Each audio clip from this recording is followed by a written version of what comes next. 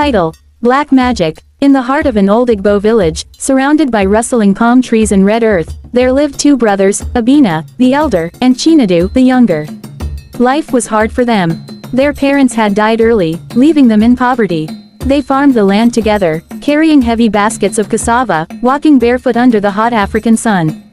Despite their hardship, they shared laughter, ate from the same bowl, and slept side by side on a raffia mat. But fate has a strange way of dividing men. When they grew older, fortune smiled on Chinedu, the younger brother. He left the village for the city, where his hands found work, and his mind discovered opportunity. Within a few years, he had built great companies, owned fleets of cars, and built houses that shone like palaces compared to the mud huts of his childhood. Soon after, he married a beautiful wife and lived in joy and abundance. Abina, the elder, remained in the village, still struggling, still hungry. He wore the same tattered clothes, still ate the same bowl of gari with no soup.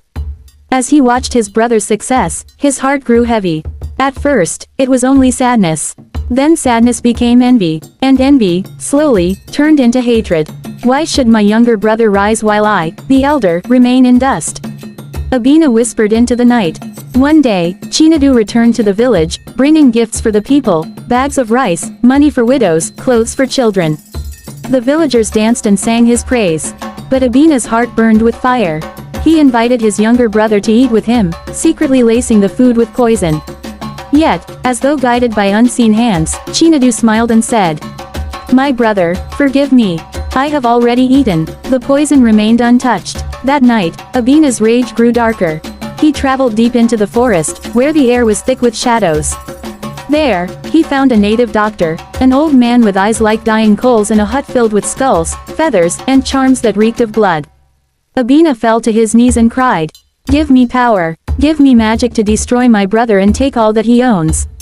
The native doctor listened, then handed him a black charm tied with red thread. His voice shook like thunder. "This charm carries the spirit of the ancestors. Once invoked, it will strike down your brother. But beware, black magic drinks from the hand of the one who feeds it." Blinded by greed, Abina did not care. He returned home, clutching the charm, waiting for the right moment. Days later, when Chinedu visited again, Abina hid in his hut, chanting the incantations the native doctor had taught him. The wind outside roared, the fire crackled black, and suddenly, Chinedu fell to the ground in the village square, clutching his chest. The villagers screamed and rushed to him, but his breath grew faint.